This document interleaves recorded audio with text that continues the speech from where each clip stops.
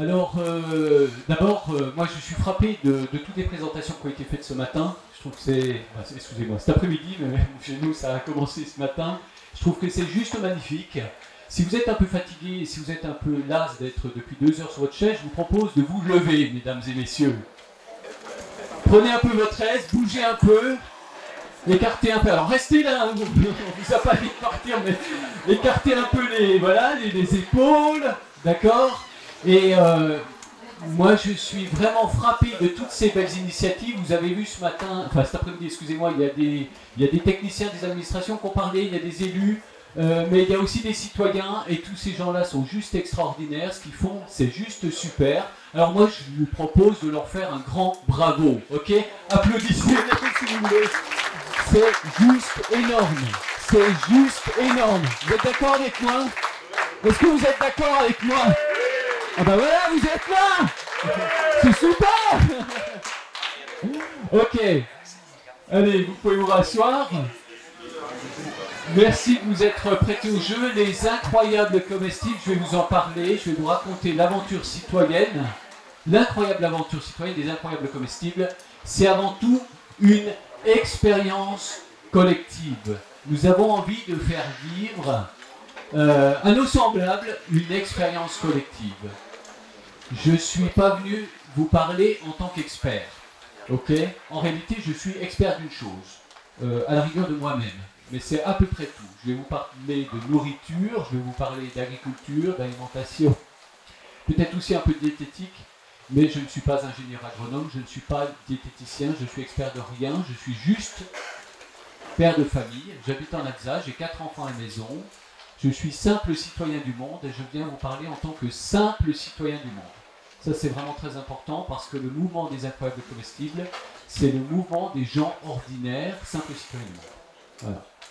Et simplement, ce que vous avez peut-être trouvé magnifique, je l'espère, dans ce témoignage que je vais rendre de l'aventure, c'est précisément qu'est-ce qu'il est possible de déclencher quand on est simple citoyen du monde. D'accord? C'est ça le programme.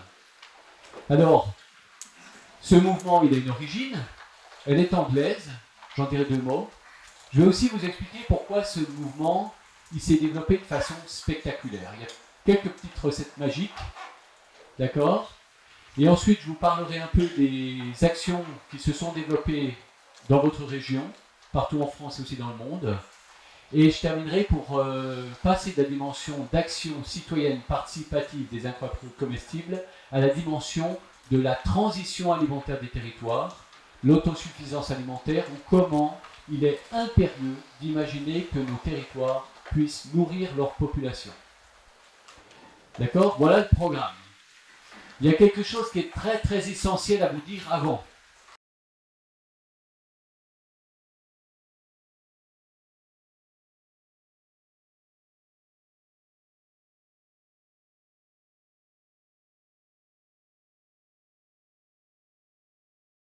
Mesdames et messieurs, je voulais vous dire qu'il y a des gens super qui se sont exprimés avant moi.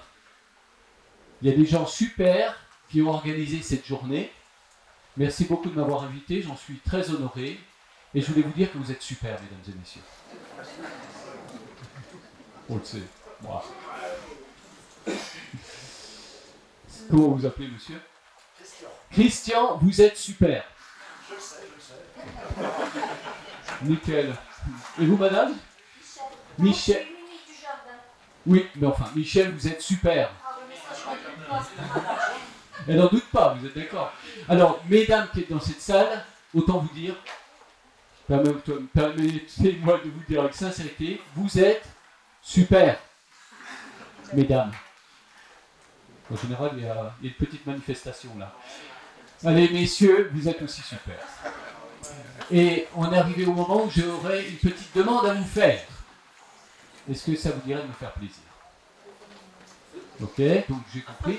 À La Roche-sur-Yon, il faut le faire 2 fois. Mesdames et messieurs, est-ce que ça vous dirait de me faire très plaisir? Voilà, super. Alors s'il vous plaît, tournez-vous vers votre voisin ou vers votre voisine et dites-lui qu'il ou elle est super. S'il vous plaît.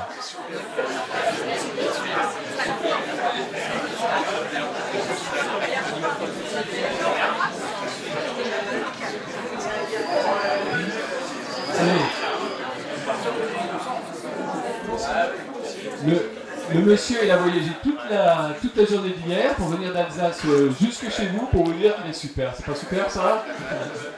Alors, ce que je vous propose, puisqu'on est sur une conférence sur l'agriculture urbaine, sur ces questions très très importantes, eh bien, on va quand même reprendre le cours normal de l'émission. Simplement, je vous propose qu'on regarde une petite vidéo.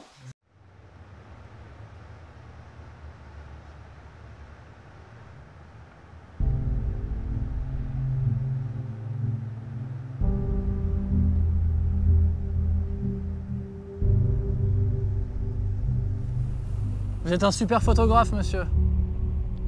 C'est cadeau. Vous êtes super. Bah ouais, mais j'en doute pas, je suis certain que vous êtes super. Merci. C'est bien sûr que c'est pour vous. Vous êtes super. Merci. Bien sûr que c'est gratuit. Vous êtes super. Ça va tweeter, ça va instagrammer. Bonne journée, vous êtes super. Bon bah voilà, bah on l'est tous. Vous avez raison, je suis d'accord. Ça va? J'aime beaucoup ton bonnet en tout cas. C'est gentil, ça fait plaisir. Merci beaucoup, salut. J'adore ta casquette. Elle est magnifique. Elle est belle ta trottinette.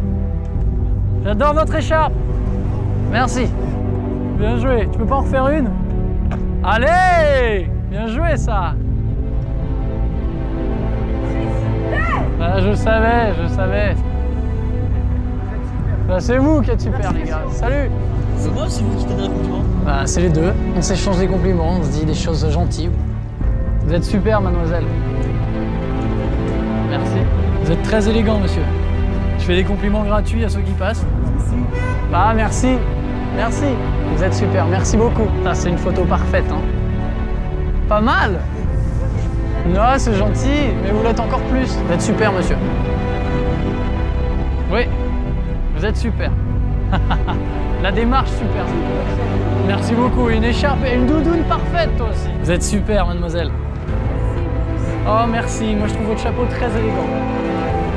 Merci beaucoup. J'adore votre style. Merci. Merci. Vous êtes super. Votre chapeau est sublime. Merci. Ouais, faut propager le message sur les réseaux sociaux. Je vois la vie en rose. Vous êtes superbe, mademoiselle. Aimez-vous, bordel de merde.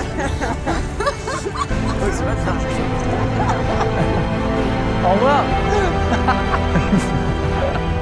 Salut. Super bonnet, super chapeau. Vous êtes super. C'est vous qui êtes superbe. Retenez ça. Non, c'est vous. Vous êtes extra. Moi, je fais les pouces. Et vous faites le sourire. Merci. Vous êtes super. Allez-y. Ouais, on est super. On fait des câlins à la dame. Ah bah un câlin à trois. Eh oui. C'est tellement rare. Ça, c'est gratuit. C'est compliqué.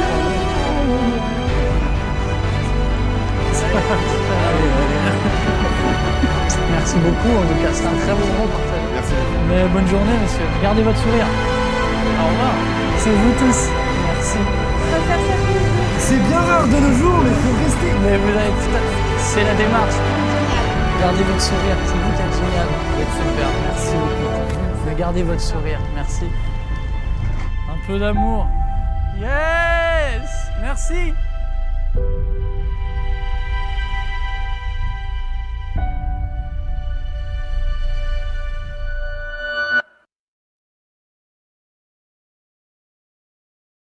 Ça va avec quelques applaudissements, non?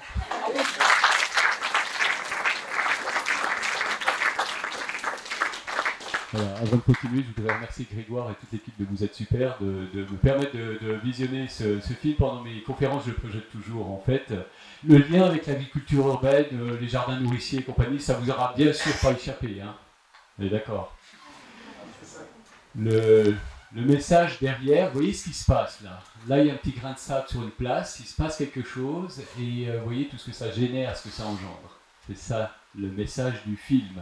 Une petite chose toute simple, à un moment donné, peut générer des conséquences extrêmement importantes. Et en réalité, nous sommes super. Ça veut dire quoi, si on va chercher dans le fond? Ça veut dire qu'en tant qu'être humain, quand on se dresse dans notre stature d'être humain, on porte en nous des dispositions intérieures qui nous permettent de créer le rapport harmonieux à l'autre et le rapport harmonieux à la vie. Vous voyez, c'est ça le message. On est super, c'est le point de départ. D'accord? Mais dans la vie, on peut être aussi... Ah, très con.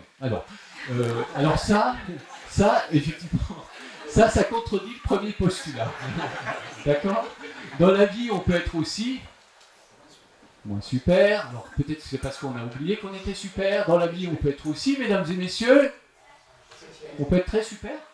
Ah oui, non, ça c'est une couche de plus, d'accord? Dans la vie, on peut être aussi, mesdames et messieurs, on peut être fatigué. Dans la vie, on peut être aussi, mesdames et messieurs...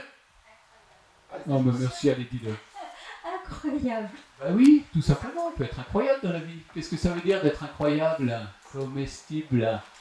Eh bien, c'est très simple. Ça veut dire qu'on a envie de révéler aux gens qu'ils sont super. D'accord?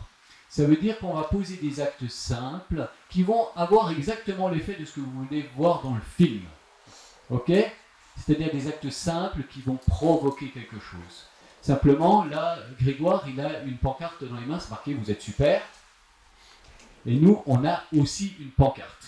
D'accord? Et c'est juste pas marqué « Vous êtes super », le message est le même, mais qu'est-ce qui a marqué sur notre pancarte? Ceux qui connaissent un peu le mouvement des incroyables comestibles, servez-vous librement, c'est gratuit. Nourriture à partager, servez-vous librement, c'est gratuit. Voilà. Donc je vais vous raconter l'histoire de la nourriture à partager, servez-vous librement, c'est gratuit. Ok? Alors entre-temps, il semblerait qu'on a récupéré le PowerPoint, c'est super, et c'est moi qui dois l'actionner du coup.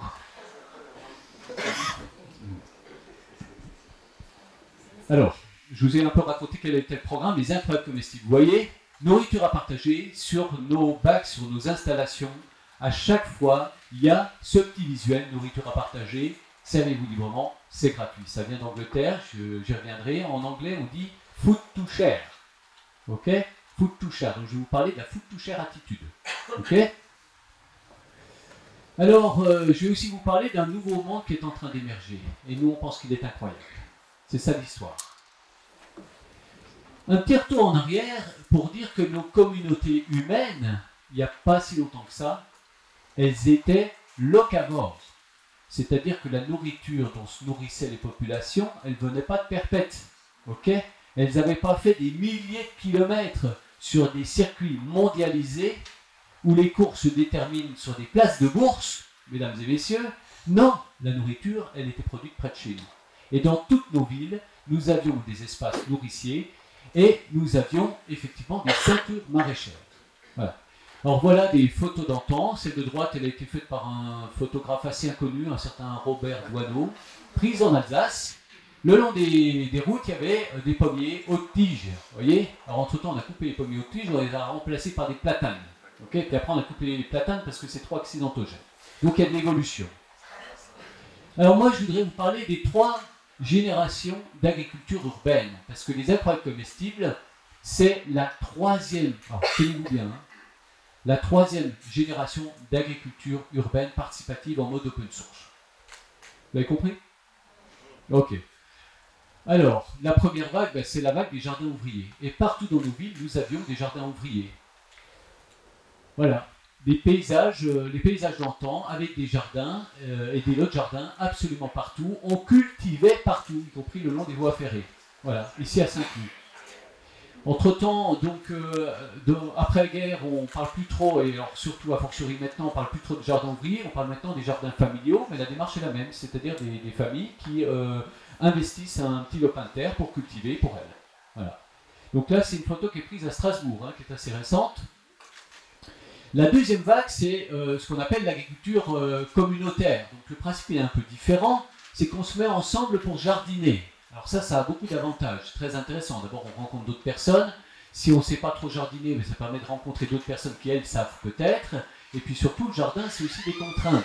Alors c'est une façon de lever les contraintes, parce que souvent on sème, on cultive les légumes, et au moment où c'est la récolte, quelquefois en vacances. Alors il y a des situations problématiques à gérer.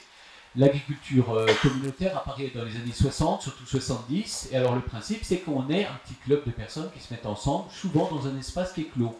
Hein, donc il y a une barrière, il y a une forme qui matérialise le fait que c'est quand même un jardin fermé. Et depuis peu est apparu un type d'agriculture urbaine qui est complètement ouvert. Et c'est totalement le cas des incroyables comestibles. C'est pour ça qu'on parle de partage de potager urbain solidaire en mode open source. Pourquoi open source? Parce que c'est moderne, mais surtout parce que c'est la réalité, c'est-à-dire que c'est complètement accessible à tous. Le principe des incroyables comestibles, c'est que vous cultivez la ville, et les personnes qui cultivent et les personnes qui entretiennent ne sont pas forcément les mêmes que les personnes qui vont récolter. D'accord? Donc à tout moment, chacun peut venir se joindre à nos actions de plantation.